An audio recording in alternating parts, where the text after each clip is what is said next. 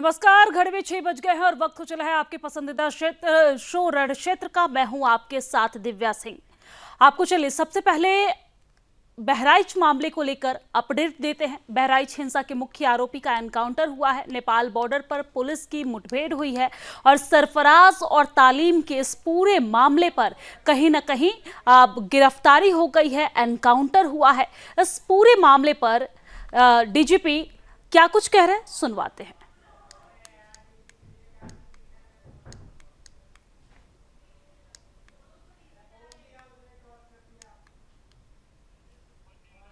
रही है, चाहे वो मंगेश यादव का हो, अजीत प्रताप सिंह का हो, चाहे ये बहराइच, ये केवल और केवल अपने फेलिवर को, अपनी कमियों को छिपाने के लिए। जो भी मैं कहता हूँ क्या कैसे उखड़े, पूरी सरकार फेल है। सरकार ने कोई इंतजाम नहीं किया और सरकार केवल और केवल दंगा कराना और फर्जी इनकाउंटर कराना। जमदारी के भाजपा बनाएंगे 10 से। देखिए, पूरे प्रदेश के अंदर में इस प्रकार से रोज एनकाउंटर हो रहे हैं। क्या उस एनकाउंटर के पीछे कोई ठोस ऐसा सबूत है? क्योंकि मुझे उसकी जानकारी नहीं है, तो उस पर कोई भी वक्तव्य करना ठीक नहीं होगा। लेकिन बहराइच में जिस प्रकार से कोहराम और बहराइच जल रहा है, लोगों के घर लूटे जा रहे हैं, माताएं बहनें असुरक्षित महसूस कर रही हैं, प्रशासन की ये नैतिक जिम्मेदारी है कि वहां पर अपराधियों पर सख्त से सख्त कार्रवाई करें और वहां पर शांति स्थापित होना चाहिए। जिन्होंने दंगाइयों ने भीड़ ने सारी दुकानें जला करके खाक कर दी। दंगाई तो दंगाई है। दंगाई को आप किसी धर्म के साथ क्यों जोड़ते हो? जिन्होंने दुकानें जला करके खाक कर दी, पूरी मार्केट जला दी और घरों में घुस करके औरतों के साथ बदतमीजी की, उनका भी इलाज करना चाहिए। बहराइच में जो हिंसा, आगजनी और लूटपाट की घटनाएं हुई हैं, उसके लिए पुलिस प्रशासन और सरकार का पूरा फेल्योर था और उसके बाद कई घंटे तक बहराइच में आगजनी होती रही। वहां पुलिस नहीं पहुंची, प्रशासन नहीं पहुंचा और वहां दंगा भड़क गया, कस करके वहां पर आग लगी और उसके बाद अब पुलिस ने कहा है कि 2 काउंटर किए हैं। तो दोषी इसमें पूर्ण रूप से वहां की पुलिस प्रशासन है।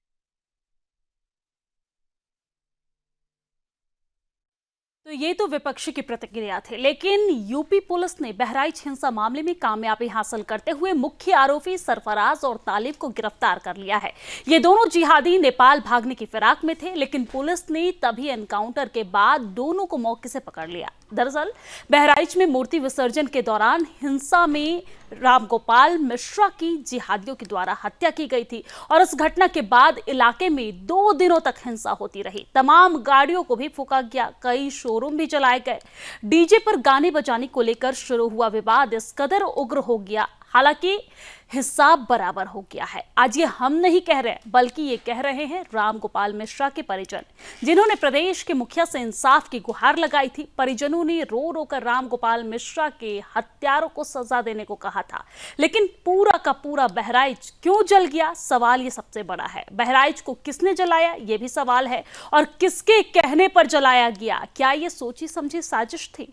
आरोपियों के एनकाउंटर से मिर्ची किसे लग रही है? उसकी मौत से टेंशन किसको है? और इन जिहादियों को, उपद्रवियों को बचाने की साजिश कौन रच रहा है? इसी पर आज हम रण क्षेत्र में करेंगे चर्चा, लेकिन इस पूरे मामले पर एसपी वृंदा मिश्रा का क्या कुछ कहना है वो आपको सुनवाते हैं। 5 लोगों की गिरफ्तारी हुई है, 5 लोगों की, उनमें से 2 को पुलिस की गोली से इंजरी हुई है। ठीक है, अभी उनका हालत देख लें फिर डिटेल्स। एक का नाम है मोहम्मद सरफराज, एक का नाम है मोहम्मद तालिब। कहाँ पर ये एनकाउंटर हुआ मैम? नानपारा क्षेत्र। कहाँ पर? नानपारा भागने की कोशिश कर रहे थे मैम। और इस पूरे मामले पर डीजीपी क्या कुछ कह रहे हैं, सबसे पहले आपको वो सुनवा देते हैं। जब रिकवर करने पुलिस ले जा रही थी अभियुक्तों के साथ, तो वहाँ लोगों ने अभियुक्तों में, दूसरों से 2 अभियुक्तों ने भागने का प्रयास किया और उस दौरान उन्हें पुलिस ने उनको पकड़ने की कोशिश की और उसमें गोलीबारी हुई, जिसमें से 2 अभियुक्त, जिनका नाम क्रमशः मोहम्मद सरफराज और मोहम्मद तलीम है, वे घायल हुए हैं, तथा अन्य जो 3 व्यक्ति गिरफ्तार हुए हैं, उनका नाम अब्दुल हमीद है, फहीम है और अब्दुल अफजाल है। कुल 5 लोग गिरफ्तार हुए हैं, जिसमें से 2 व्यक्ति घायल हैं। अभी ये प्रारंभिक सूचना प्राप्त हुई है। इस संबंध में विस्तृत बाइट एसपी बहराइच के द्वारा जल्द ही जारी किया जाएगा। वर्तमान में स्थिति नियंत्रण में है और हमारी फोर्स पूरे जिले में जो सेक्टर स्कीम लगाई गई थी उसके तहत कार्रवाई कर रही है और पहले दिन जो हिंसा हुई थी उसके बाद से किसी तरह की हिंसा नहीं होने दी गई है और सख्ती बरती जा रही है और किसी भी तरह के असामाजिक तत्वों के द्वारा जो माहौल गड़बड़ करने की कोशिश अगर होती है तो हम बहुत सख्ती से निपटेंगे। सर, इसमें एक ये बात आ रही थी कि शायद ये कहीं भागने की फिराक में थे, जिसकी वजह से पुलिस के साथ में इनका क्लैश हुआ, ऐसा भी कुछ था? ये क्या भागने की फिराक में थे बाहर ये आरोपी? हाँ, ये इंडो नेपाल बॉर्डर पे मुझे जो बताया गया है कि इंडो नेपाल बॉर्डर के पास इन्होंने जो हत्या में प्रयुक्त वेपन था उसको छिपा रखा था। तो उसकी रिकवरी में के लिए ये भागने के प्रयास में थे, उस दौरान ही ये गोलीबारी हुई है जिसमें 2 लोग घायल हुए हैं। और पुलिस की तरफ से भी सर कोई घायल हुआ या पुलिस ने अपने बचाव में पुलिस को ये प्रारंभिक सूचना है और जैसा मैंने बताया एसपी बहराइच के द्वारा इसके बारे में डिटेल्ड प्रेस को ब्रीफिंग तत्काल की जाएगी। तो डीजीपी प्रशांत कुमार को सुन रहे थे आप। इस पूरे मामले पर ज्यादा जानकारी के साथ ग्राउंड जीरो से हमारे साथ हमारे जो रिपोर्टर है रामजी सोनी वो हमारे साथ जुड़ गए हैं। रामजी सोनी, इस पूरे मामले में अपडेट क्या है? ग्राउंड जीरो पर क्या कुछ हलचल चल रही है इस वक्त? सबसे पहले अपडेट बताइए। देखिए, हिंदू जनमानस में इस समय बेहद खुशी देखने को मिल रही है क्योंकि 2 जिहादियों का पुलिस ने इनकाउंटर किया है। दोनों जिहादी नेपाल भागने की फिराक में थे। भारत नेपाल सीमा से महज 18 किलोमीटर पर इनकाउंटर हुआ है। ये दोनों पहले पुलिस पर फायरिंग की, जवाबी कार्रवाई में पुलिस ने फायरिंग की। इसके बाद इन दोनों के पैर में गोलियां लगी है। इन दोनों को जिला चिकित्सालय में भर्ती कराया गया है। इन दोनों को जिला चिकित्सालय में भर्ती कराया गया जहां इनका उपचार कर रहा है। वहीं जिला चिकित्सालय में भारी सुरक्षा कर्मियों की तैनाती है। इन दोनों को अंदर रखा गया है और अधिकारी साफ तौर पर कह रहे हैं कि 5 लोगों की गिरफ्तारी हुई इस मामले में। वहीं महाराजगंज गांव में भी पूरे मामले में 50 लोगों को जेल भेजा गया है। 12 एफआईआर दर्ज किए गए हैं। धन्यवाद तमाम जानकारी ग्राउंड जीरो से हम तक पहुंचाने के लिए। और इस पूरे मामले पर अखिलेश यादव का क्या कुछ कहना है, सबसे पहले आपको वो सुनवाते हैं, फिर चर्चा करेंगे। हाफ इनकाउंटर ये डराने के लिए हैं। आप मुझसे ना नाम बताते ना कुछ बताते तब भी मैं कह सकता था कि इनकाउंटर किसका किया इन्होंने। इनकाउंटर करना और नफरत को बढ़ावा देना, ये सरकार को नया तरीका मिल गया है काम करने का। ये अपनी सब नाकामी छिपा रहे हैं। तो अखिलेश यादव को सुन रहे थे आप। इस पर चर्चा करेंगे आज हम। हमारे साथ तमाम मेहमान जुड़ गए हैं। सबसे पहले आपका उनसे परिचय करवा देती हूँ। हमारे साथ कांग्रेस के प्रवक्ता वाचस्पति द्विवेदी जी जुड़ गए हैं। इसी के साथ साथ बीजेपी प्रवक्ता अश्विनी शाही जी जुड़ गए हैं। तुखान मुस्लिम स्कॉलर जुड़ गए हैं। राकेश प्रजापति सपा नेता जुड़ गए हैं। सबसे पहले अश्विनी शाही जी आपके पास आते हुए, आपने सुना होगा कि अखिलेश यादव किस तरीके से यहाँ पर कहते आ रहे हैं कि आप मुझे नाम भी नहीं बताते तो मैं बता देता कि किस समुदाय पर यह कार्रवाई की गई है। साथ ही साथ उन्होंने यहाँ पर सरकार पर आरोप लगाते हुए ये कहा है कि यहां पर सरकार अपनी नाकामयाबी को छुपाने के लिए एनकाउंटर जैसी कार्रवाई करती है। इस पर आपकी क्या प्रतिक्रिया है? प्रतिक्रिया दीजिए। देखिए, अभी अखिलेश जी को मैंने शब्दशः सुना, उन्होंने कहा सरकार नाकामी छुपा रही है एनकाउंटर करके। तो मुझे कहने में और पूछने में कोई गुरेज नहीं है कि अखिलेश जी की सरकार थी तो 399 एनकाउंटर कौन सी नाकामी छुपाने के लिए की गई थी? ये योगी सरकार है। अपराधी अगर भागेगा, गोली चलाएगा, पुलिस फूल नहीं बरसाएगी। हमको अपराध उत्तर प्रदेश में जो ये लोग बढ़ाकर गए हैं, हर जिले में एक अपराधी, एक माफिया पैदा करके समाजवादी पार्टी वाले जो गए हैं, इन लोगों को हमको नियंत्रित करना है। संगठित अपराध को तो हमने दिव्या जी नियंत्रित कर लिया है। अब ये जो दंगाई और जिहादी हैं, इन जिहादियों को, इनको हमको सही जगह दिखाना है। अगर ये सही से रहेंगे तो अच्छी बात है, नहीं रहेंगे, पुलिस के ऊपर गोली चलाएंगे तो पुलिस इनके ऊपर माला फूल नहीं बरसाएगी। पहली बात, अखिलेश यादव की सरकार होती है, मुलायम सिंह यादव जी की सरकार होती है तो ये आतंकवादियों को छोड़ते हैं। हाईकोर्ट इनको फटकार लगाती है कि भाई आप तो पद्म पुरस्कार दे देंगे। ये योगी सरकार नहीं करती है। अपराधी की जगह जेल में है, और अगर गोली चलाएगा तो या तो वो अस्पताल में रहेगा या ऊपर रहेगा। इसके लिए अखिलेश यादव को ज्यादा चिंता नहीं करनी चाहिए। कौन सी नाकामी छुपा रहे थे वो बता दें। तीसरी बात मैं कहना चाहूंगा, सभी धर्मों का सम्मान होना चाहिए दिव्या जी। हमारे लिए जैसे राम है, हमारे लिए दुर्गा है, उनके लिए जो भी उनके जिसको मुस्लिम मानते हैं, जिसको क्रिश्चियन मानते हैं, सबका सम्मान होना चाहिए। मगर ये जो घटना हुई, अगर उस लड़के राम गोपाल मिश्रा ने वहां पर क्यों चढ़े, आपसे पूछकर अखिलेश यादव ने भी इस पर वो किया था कि हमसे गाना कौन सा बजाया जा रहा था। अब पूछकर बचेगा गाना कि हमको दुर्गा जी का विसर्जन करना है तो हम कौन सा गाना बजाएंगे, अखिलेश यादव बताएंगे या वो हमीद का परिवार बताएगा, या हम गणेश विसर्जन करने जाएंगे तो कौन बताएगा कौन सा गाना बजेगा। कौन से हमारे धार्मिक गानों में गलत और चीजें नग्नता होती है, जरा बता दे लोग कि क्या हम गलत बजाते हैं। तीसरी बात, अगर उसने क्रिया की प्रतिक्रिया की, उसमें माता दुर्गा के विसर्जन के पहले हाथ तोड़ा गया पत्थर चलाकर उन जिहादियों के द्वारा, अगर उस लड़के ने क्रिया की प्रतिक्रिया की, नहीं करना चाहिए, मैं कहता हूं गलत है, झंडा नहीं उतारना चाहिए किसी का, तो क्या आप गोली मारना इलाज है उसका? आप गोली मार देंगे उसको, घर में खींचकर बर्बरता से उसकी हत्या हो जाती है। और हमारे माता दुर्गा के हाथ तोड़ने के प्रतिक्रिया में लड़का झंडा भी नहीं उतार सकता है। आपके प्रॉफिट मोहम्मद या किसी का हम कोई थोड़ा सा एक बात कह देते हैं तो 6 इंच छोटा और सर तन से जुदा के नारे लगने लगते हैं, और कर भी दिया जाता है। कमलेश तिवारी हो और चाहे जो है कन्हैया दर्जी हो, किया है। यहाँ नूपुर शर्मा का हाल देख लीजिए, किस तरीके से 2 साल से वो जो है रह रही हैं। तो ये चीजें हम नहीं होने देंगे। उत्तर प्रदेश में सबको संविधान का पालन करना होगा, और जो संविधान का पालन नहीं करेगा उससे पालन करवाया जाएगा न्यायोचित तरीके से।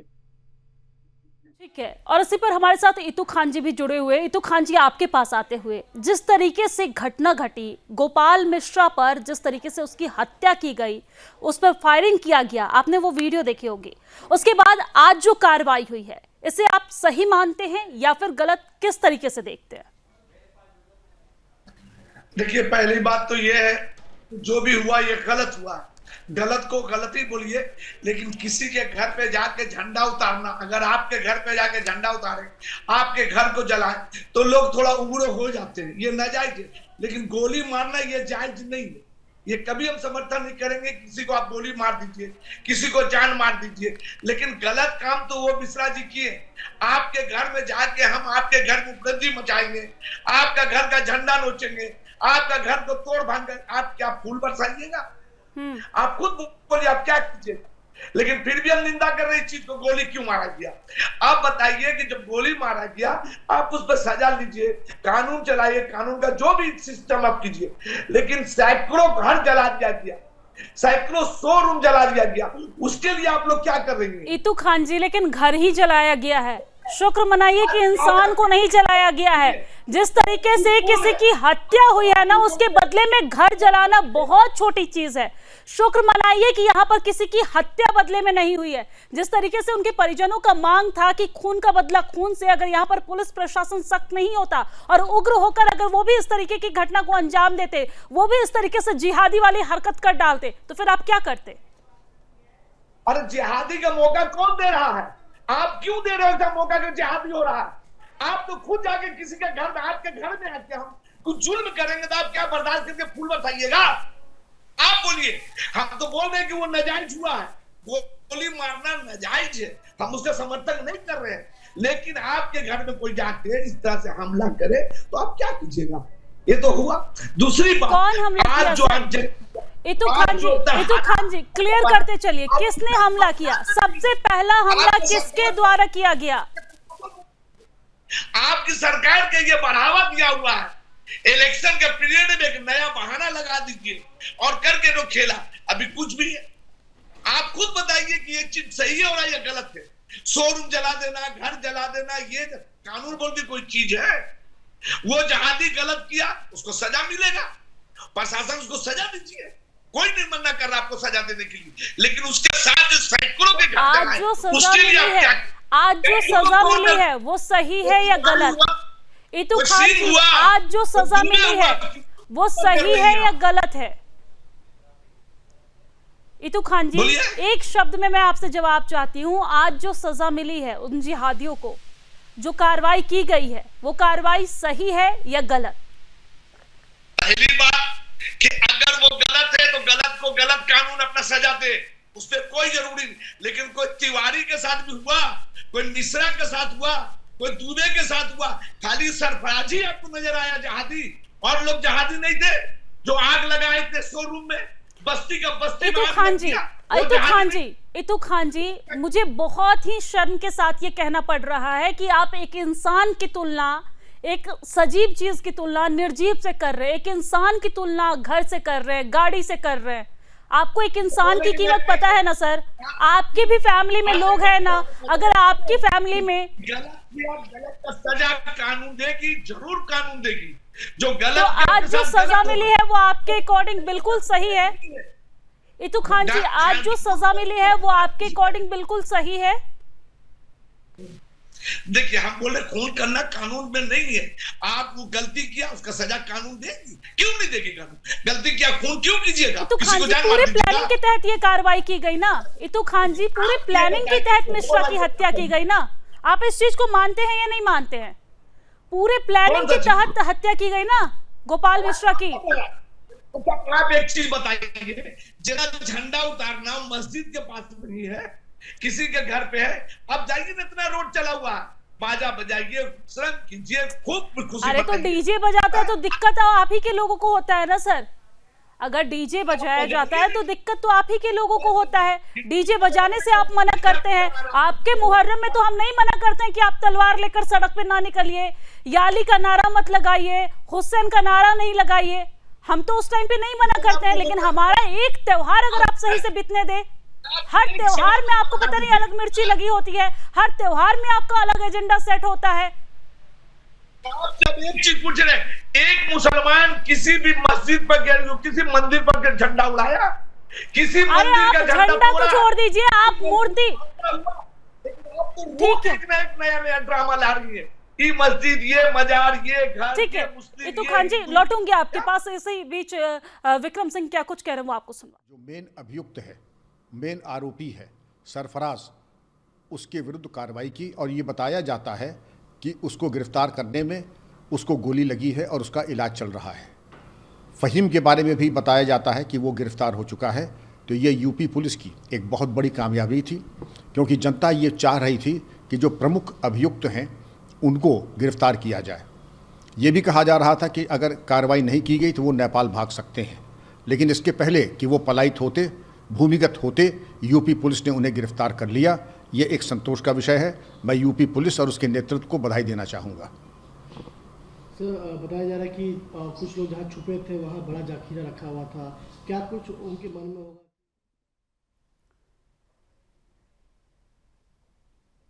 फॉर्मल डीजीपी को सुन रहे थे आप। हमारे साथ लगातार सभी मेहमान जुड़े हुए हैं। इतू खान जी, एक बार फिर से आपके पास आते हुए बताइए, जिस तरीके की आज कार्रवाई की गई, सही की गई ना सर?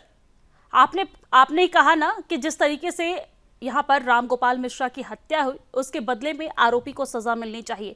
आज तो मिल गई सजा, सही हुआ फिर आपके अकॉर्डिंग? आप जो बोल रहे सजा मिली, बहुत अच्छी बात है। कानून जो अपना काम कर रहे, कानून के ऊपर में हम कोई बात नहीं पर्चा करेंगे। जो भी कानून अपना डिसीजन लेगी वो सही है, उस पर हम कोई तर्क नहीं करने जा रहे। लेकिन आप बताइए कि कानून सिर्फ क्या मुसलमान के लिए है? आप जो भी बताइए, जो इतने आगजनी हुआ उसके में कितने का अरेस्ट किए, कितने को?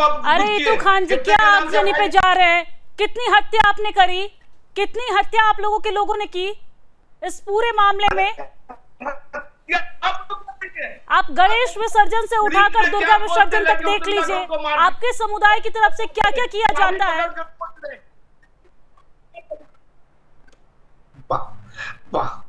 आप खुद देखिए ट्रेन में क्या हालात हो रहा है। क्या भाई इसमें बीफ है, बोल के दाढ़ी नोच के मारा जा रहा है, ये क्या है? आप नहीं देख रही हैं? आप ट्रेन में क्या हालात हो रहा है ये देख रहे हैं, लेकिन ट्रेन एक्सीडेंट के लिए आपके लोग क्या क्या हालात कर रहे होंगे ये तो आपको नहीं दिख रहा होगा।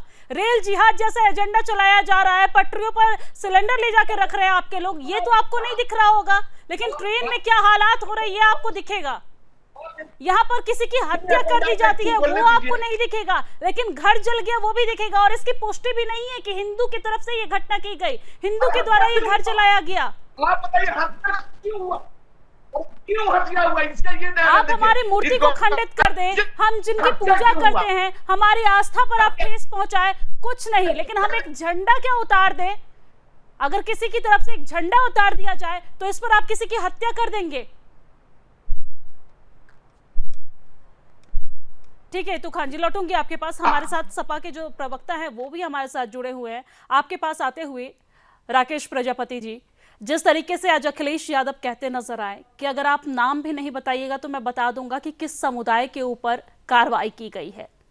जब कोई कार्रवाई की जाती है, सपा जो है वो छाती पीट पीट कर सवाल करता है, लेकिन जब किसी की हत्या हो जाती है और खास तौर पर किसी हिंदू की हत्या होती है, समाजवादी पार्टी की तरफ से एक शब्द भी नहीं बोला जाता है। क्यों? देखिए, आप ये गलत आदेश लगा रहे हैं। मृतक की आत्मा के साथ सभी की समाजवादी पार्टी की संवेदनाएं हैं, लेकिन राष्ट्रीय अध्यक्ष जी ने जो आरोप लगाया है वो आरोप इसलिए लगाया है कि इस उत्तर प्रदेश में जाति, धर्म और मजहब के आधार पर लोगों के इनकाउंटर हो रहे हैं, लोगों के बुलडोजर चल रहे हैं। मैं कुछ एग्जाम्पल देना चाहता हूं। मैं प्रजापति समाज से हूं, एक पिछड़ा समाज है, दलित समाज है, पिछड़ा समाज है, गरीब समाज है। इस उत्तर प्रदेश के अंदर पिछले 7 सालों में 134 प्रजापति समाज की हत्याएं हो चुकी हैं, जिसमें 4-5 मामले तो बड़े गंभीर हैं। मैनपुरी में 5 लोगों को जिंदा जलाया गया था, जिसमें 3 एक बच्चा था और 2 17 साल की एक लड़की थी, एक 19 साल की लड़की थी और 2 वृद्ध लोग थे। इसके अलावा खेता सराय में 2 भाई अमित प्रजापति और सुमन प्रजापति को मारा गया दिन दहाड़े, जिसकी वीडियो फुटेज है। सहारनपुर में प्रियांशु प्रजापति को मारा गया, देवरिया में भारत प्रजापति को मारा गया, बनारस में सचिन प्रजापति को मारा गया, अमन प्रजापति, पूजा प्रजापति, शिव प्रकाश प्रजापति, नेमपाल प्रजापति, बदायूं के अंदर 14 वर्षीय हरिओम प्रजापति को मारा गया। ऐसे करके 134 की पूरी लिस्ट है, मैं लिस्ट दे सकता हूँ। अरे राकेश जी, आप कहते हैं प्रजापति को मारा गया, आपके अखिलेश यादव कहते हैं यादव को मारा गया, फिर इंतु खान जी कहते हैं मुसलमानों को मारा गया। आप लोग इस बात की राजनीति, जातिगत राजनीति क्यों कर रहे हैं? आप क्यों नहीं कह रहे कि आरोपियों को मारा गया? पहले मेरी 10 सेकंड बात पूरी हो जाने दीजिए, केवल 10 सेकंड मांग रहा हूं मैं, केवल 10 सेकंड। लेकिन अफसोस की बात यह है, ये पिछड़ा समाज है, ये गरीब समाज है। 134 लोगों के हत्यारों में आज तक किसी के ऊपर जो आरोपी हैं उनके ऊपर किसी के घर पर बुलडोजर नहीं चला, किसी का इनकाउंटर नहीं हुआ। इनकाउंटर तो छोड़िए, 134 में लगभग 100 केसों में तो जो है FIR तक दर्ज नहीं हुई। तो ये क्या भेदभाव की नीति नहीं है? सबका साथ सबका विकास नहीं है क्या? प्रजापति समाज, अन्य पिछड़ा वर्ग, अन्य दलित, मजलूम, आदिवासी, अल्पसंख्यक इस उत्तर प्रदेश के अंदर, इस देश के अंदर नहीं रहते हैं?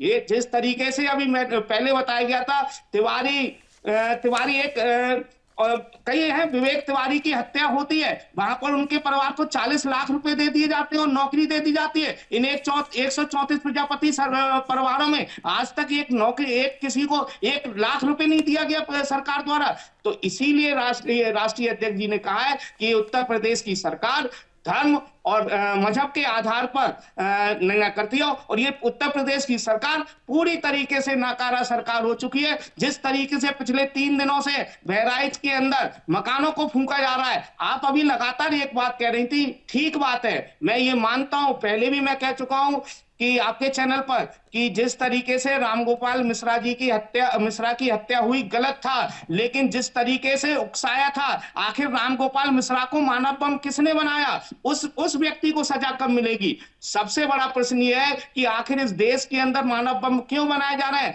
आखिर इस देश के अंदर इस धर्म के प्रति कट्टरता क्यों दिखाई जा रही है? अगर रामगोपाल मिश्रा उसके घर पर नहीं चढ़े होते और चढ़ करके झंडा नहीं उतारा होता तो ये हमारे साथ जुड़े हैं, उनके पास भी जाएंगे, लेकिन उससे पहले शाही जी कुछ कहना चाह रहे हैं, पहले उनको सुन लेते हैं। शाही जी बताइए। दिव्या जी, देखिए कितनी बेशर्मी है। एक मृतक अगर अपनी देवी माता जी के खंडित कुछ जिहादियों के द्वारा किए जाने पर झंडा उतारता है, तो यहाँ मुस्लिम स्कॉलर बैठकर कहते हैं झंडा क्यों उतारा, और उसका पक्ष लेते हुए समाजवादी पार्टी के प्रवक्ता सामने आते हैं। किसी ने एक बार भी कहा कि उन जिहादियों ने हमारे आराध्य देवी दुर्गा का हाथ खंडित किया, मूर्ति खंडित की, वो भी एक अपराध था। अब ये कह रहे हैं किसने उसको जिहादी मानसिकता का बनाया, किसने उसको उकसाया। ये है समाजवादी पार्टी का असली रूप। ये आतंकवादियों को प्रश्रय देते हैं और छूट देते हैं, तो जिहादियों को क्यों नहीं देंगे। जीतू खान जी, आपसे मेरा सीधा सवाल था कि बता दीजिए, आपने बार बार कहा कि झंडा उतारने पर उसकी झंडा उतारा गया इसलिए क्या गोली मार देनी चाहिए? तो भाई दुर्गा माता के हाथ को खंडित करने का काम करने वाले के साथ क्या करना चाहिए आप बताइए। जो ये सरफराज ने किया, उसके पिता हमीद ने किया, उसके भाई ने किया, और ये भाग रहे थे, उसके साथ क्या करना चाहिए? आप एक साधारण सा जवाब दे दीजिए कि उनके साथ कौन सा व्यवहार करना चाहिए। आज आप सीख रहे हैं कि पुलिस ने गलत व्यवहार कर दिया। जी ठीक है, आप सभी मेहमान हमारे साथ जुड़े रहिए। सवालों का सिलसिला यूं ही जारी रहेगा, चर्चा यूं ही जारी रहेगा, लेकिन इससे पहले वक्त है कि यहाँ पर बहुत छोटे से ब्रेक का, जल्द लौटते हैं।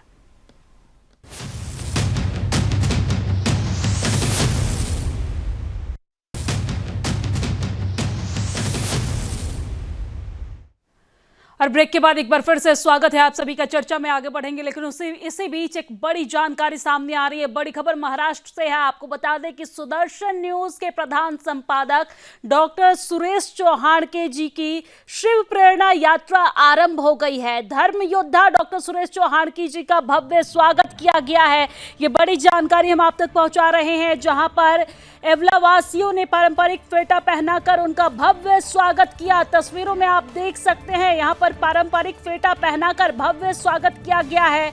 धर्म योद्धा डॉक्टर सुरेश चौहानके जी का आदर सत्कार किया गया है और महिलाओं ने आरती कर एवला की भूमि पर सत्कार किया है। तो ये बड़ी और अहम जानकारी इस वक्त के हम आप तक महाराष्ट्र से पहुंचा रहे हैं, जहां पर सुदर्शन न्यूज के प्रधान संपादक डॉक्टर सुरेश चौहानके जी की शिव प्रेरणा यात्रा आरंभ हो गई है और इस दौरान उनका वहां पर भव्य स्वागत किया गया। धर्म योद्धा डॉक्टर सुरेश चौहानके जी का भव्य स्वागत किया गया है, आप तस्वीरों में देख सकते हैं। और इस दौरान महिलाओं ने भी आरती कर एवला की भूमि पर उनका सत्कार किया है।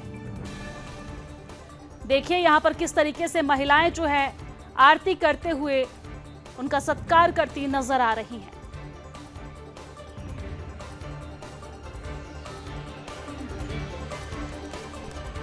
और चलिए अब रण क्षेत्र में चलते हैं हम चर्चा की ओर। हमारे साथ सभी मेहमान जुड़े हुए हैं। हमारे साथ कांग्रेस के जो प्रवक्ता हैं द्विवेदी जी, वो भी जुड़े हुए हैं। द्विवेदी जी, आपके पास आते हुए जिस तरीके से ये पूरे घटनाक्रम को देखा जाए, तो क्या ये पुलिस प्रशासन की लापरवाही की वजह से हुई है? क्योंकि वहां पर पथराव भी किया गया जिहादियों के द्वारा। वहां पर अचानक से भारी संख्या में जिहादी पहुंचते हैं, फायरिंग उनके द्वारा की जाती है, पथराव किया जाता है।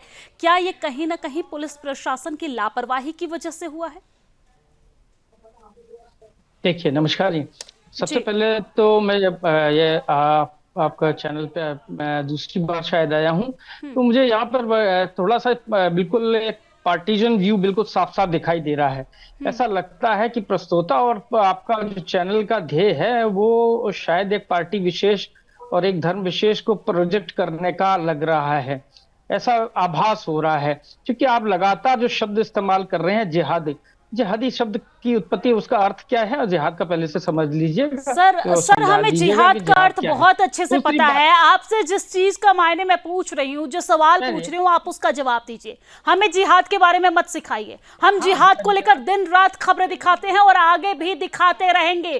कोई भी जिहादी अगर किसी भी तरह की हरकत की तो उसे सबसे पहले सुदर्शन न्यूज दिखाएगा। आप अपने सवालों का जवाब दीजिए। बिल्कुल दिखाइएगा, लेकिन जिस तरीके का लग रहा है, पूरे उत्तर प्रदेश में 10 विधानसभा के चुनाव जो आगत हैं, उसका पूरी पृष्ठभूमि तैयार की गई है और सरकार और शासन और प्रशासन के द्वारा ये कुचक्र रचा गया है। इस पूरा तरीके से आप देखिए, जब वहां पर जो एसपी ग्रामीण हैं उनका बयान सुनिएगा और एसपी जो सदर हैं शुक्ला जी, उनका बयान सुनिएगा। उसके बाद जो सीएमओ हैं उनका बयान सुनिएगा। बिल्कुल कंट्राडिक्टरी बयान है। पहले लगातार मीडिया में चलाया गया कि उसके नाखून खींचे गए, ये हुआ वो हुआ, उसके साथ अभद्रता हुई। मैं बिल्कुल ये नहीं कह रहा हूं कि मिश्रा के साथ ठीक काम किया गया है, बिल्कुल गलत किया गया। जिसने भी हत्या की नितांत घोर शब्दों के साथ मैं उसकी निंदा करता हूं, बल्कि हमारी पार्टी भी निंदा करती है। ये निश्चित रूप से जघन्य अपराध है। और जो आज मुठभेड़ हुई है और जिसमें एनकाउंटर किए गए हैं, बिल्कुल उसको जायज ठहराया जाएगा, उसको कोई नाजायज नहीं कह रहा है। हम ये नहीं कहना चाह रहे, हमारी पार्टी नहीं कह रही कि वो नाजायज हुआ है। जो उन्होंने कृत्य किया उसका उनको फल मिला। लेकिन आप देखिएगा कि जिस तरीके से नैरेटिव चलाया गया, उसको नैरेटिव को देखिएगा, किस तरीके से बात हो रही है, पूरा किस तरीके से रखा जा रहा है, पूरी बात को किस तरीके से रखा गया। आप देखिए कि अगर आप झंडा है उसके यहाँ कोई किसी के घर में, आपके घर में ही अगर कोई चला है या हमारे घर में कोई चला है, तो आप उसके साथ क्या करेंगे? हाँ, फायरिंग तो नहीं करेंगे ना सर? कांग्रेस पार्टी का ये एजेंडा हो सकता है, कांग्रेस पार्टी फायरिंग कर सकती है। किसी अगर हिंदू के घर में कोई चढ़ जाए, वो फायरिंग तो नहीं करेगा ना सर? पहलू खान जी के बारे में क्या हुआ, ये सब भी बात करिए ना। या आप इसके अलावा द्विवेदी जी, आपको पता है इतनी हिम्मत कहाँ से मिली इन जिहादियों को? द्विवेदी जी, आपको पता है इतनी हिम्मत कहाँ से मिले इन जिहादियों को? जो पक्का इलाज आज योगी सरकार कर रहे हैं ना, ये इलाज तभी करना चाहिए था जब सर तन से जुदा का नारा दिया गया। सर तन से जुदा, उसके बाद पथराव और अब हाथ में गोली। क्यों सर? आप क्या कर रहे हैं? क्यों? आप भी तो बड़े बांटो और काटो, काटो और बांटो, ये क्या कर रहे हैं? हम बांटो और काटो नहीं कर रहे हैं, हम बांटो और काटो नहीं कर रहे हैं, हम वो कर रहे हैं, हम देश हित में काम करते हैं। मुख्यमंत्री, उत्तर प्रदेश का मुख्यमंत्री क्या कह रहा है? बांटो और कटो, कटो और बांटो, जी क्या है? किस तरीके का प्रोवोकेशन है? ये भी तो एक प्रोवोकेशन हुआ। और एक मुख्यमंत्री की इस तरीके की भाषा, इस तरीके का बर्ताव क्या साबित करता है कि चुनाव के समय ये पूरी की पूरी पृष्ठभूमि तैयार की गई। सच में ऐसा लग रहा है कि पार्टी की तरफ से आपका पूरा माइंडसेट जो है वो चेंज कर दिया गया है। यहाँ पर योगी आदित्यनाथ जी के द्वारा ये कहा गया कि बटेंगे तो कटेंगे, इस पे आपको इतनी मिर्ची लग गई। लेकिन यहाँ पर पूरा एक विशेष समुदाय के द्वारा किसी हिंदू की हत्या हो जाती है, इस पर आपके मुंह से चू नहीं निकलता है। आप बस गलत है करते हैं। किसी की हत्या हो, किसी के द्वारा किसी की हत्या कारित की जाए तो निंदनीय अपराध है, उसको मैं जायज नहीं ठहरा रहा हूँ। तो फिर इसके आगे सवाल कैसे खड़ा कर सकते हैं सर आप? इसके आगे आप सवाल कैसे खड़ा कर सकते हैं? कहा ना कि मुख्यमंत्री अपनी जाति विशेष के लोगों का एनकाउंटर क्यों नहीं कर रहे हैं? कितने लोग, धनंजय सिंह है, आरोपी का एनकाउंटर होता है यहाँ पर। सर एक बात कान खोल के सुन लीजिए, हर एक आरोपी का एनकाउंटर होगा।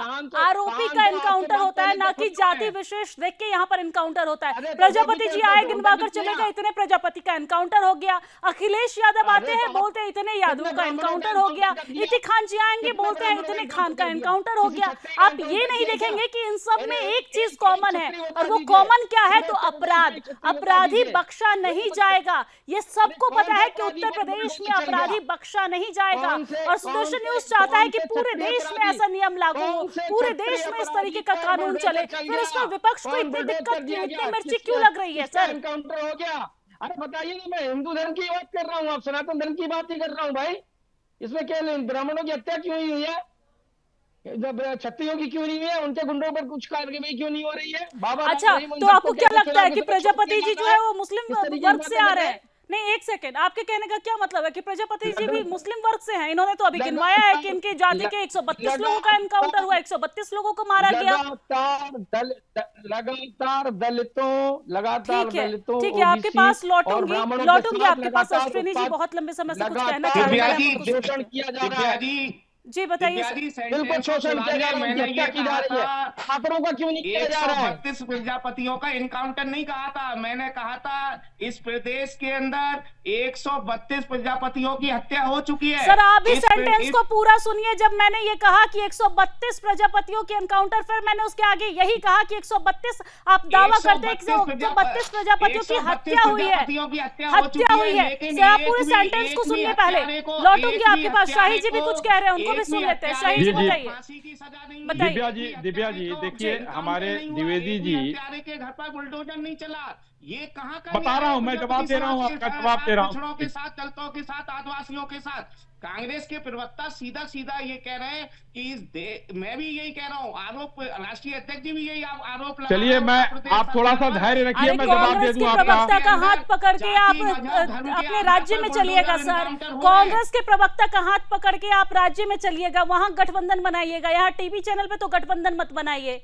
यहाँ पे उनको अपना पक्ष रखने दीजिए, आप अपना पक्ष रखिए। कमेटी को जिहादी बोलेंगे आप? मैं काफी देर से आपको सुन रहा था, आप लगातार 100 लगभग वहां पर 500 घरों पर एक परिवार ने गलती की है तो क्या 500 परिवारों की दुकानें जला दी जाएंगी? क्या आप शुक्र मनाइए सर की दुकानें जलाई गई, शुक्र मनाइए कि दुकानें जलाई गई। शर्म कीजिए बोलने से पहले। हत्या नहीं हुई 500 लोगों की, शुक्र मनाइए कि हत्या नहीं हुई है। एक के बदले 500 लोगों की हत्या नहीं बनाई, एक के बदले 500 परिवारों की हत्या नहीं बनाई गई है, हत्या नहीं की गई है। इस बात का खुशी मनाइए आप। दर्द को समझना चाहिए, महसूस करना चाहिए। आपको भी दर्द को समझना चाहिए और महसूस करना चाहिए। आप ग्राउंड रिपोर्ट पे जाइए। शाही जी कुछ कहना चाह रहे हैं, शाही जी को सुन लेते हैं। शाही जी देखिए प्रजापति जी अनर्गल प्रलाप कर रहे हैं और इनको जो है वाचस्पति जी को मैं कहना चाहूंगा, वाचस्पति जी आपने अगर सुना होगा या गूगल कर लीजिएगा, एक धार्मिक ग्रंथ है कुरान, उसमें हमको और आपको और प्रजापति जी को, दिव्या जी को काफिर कहा गया है। इनको देखो तो मार दो, ये पढ़ाया जाता है मदरसों में, और हम जिहादी कह रहे हैं तो आपको बड़ा अच्छा बुरा लग रहा है। आपके घर आप पैदा हुए होंगे तो आपके पिताजी बड़े खुश हुए होंगे कि मेरा एक बच्चा पैदा हुआ, और आकर आप जयचंद और मीर जाफर का काम कर रहे हैं आप यहाँ। पहली बात, राजनीति में इतना नीचे न गिर जाइए। जिहादी कहने पर, क्योंकि विश्व में कहीं बम फूटता है कौन? यही जिहादी फोड़ते हैं। विश्व में कहीं कोई अपराध होता, अमेरिका में चले जाएं, कपड़े उतार लिए जाते हैं इनके। यहाँ अभी बार-बार दिव्या जी, शाही जी बोलूंगी तो द्विवेदी जी को बुरा लग जाएगा। कांग्रेस पार्टी से है वो, मुस्लिम को अगर जिहादी कहेंगे तो उन्हें तकलीफ कैसे नहीं होगी, ये आप भी समझते हैं और मैं भी समझती हूँ। हालांकि इस चीज को हम खुल के नहीं बोलना चाहते हैं।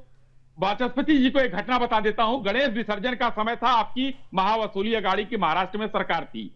वहां पर इन्हीं जिहादियों के द्वारा पथराव किया गया था एक समूह पर, कुछ गिरफ्तारियां हुई और सबको छोड़ दिया गया। जिसने भी पत्थर चलाए थे छोड़ दिया गया था। गौरी लंकेश के हत्यारों को महिमामंडन कर दिया भाई। गौरी लंकेश को आपने परसों किया है, वो जेल में बंद है, वो जेल में बंद है। ये कौन है? वो अपराधी जेल में बंद है। गौरी लंकेश जिहादी है, गौरी लंकेश से महिमामंडन किया। फिर आगे बाबू सिद्दीकी पर, कभी तो मुसलमान से ऊपर हटिए सर, कभी तो मुसलमान से ऊपर उठिए।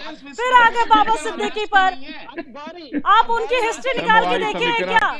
मुंबई में इस्लामीकरण की हिस्ट्री आप पढ़े हैं क्या? आरआई राकेश प्रजापति जी, फिर आगे बाबा सिद्दीकी पर, फिर आगे मुसलमान पर, जिहादी पर वोट बैंक साधने की कोशिश करने लगे, फिर से उन्हीं जिहादियों को सपोर्ट करने लगे। थोड़ा सा तो शर्म कीजिए सर, अपने धर्म का तो भी लिहाज कीजिए। धन्यवाद आप सभी मेहमानों का हमारे साथ जुड़ने के लिए और इस चर्चा को आगे बढ़ाने के लिए। तो आज के रण क्षेत्र में फिलहाल के लिए इतना ही। देश और दुनिया की तमाम खबरों के लिए आप देखते रहिए सुदर्शन न्यूज। जय हिंद।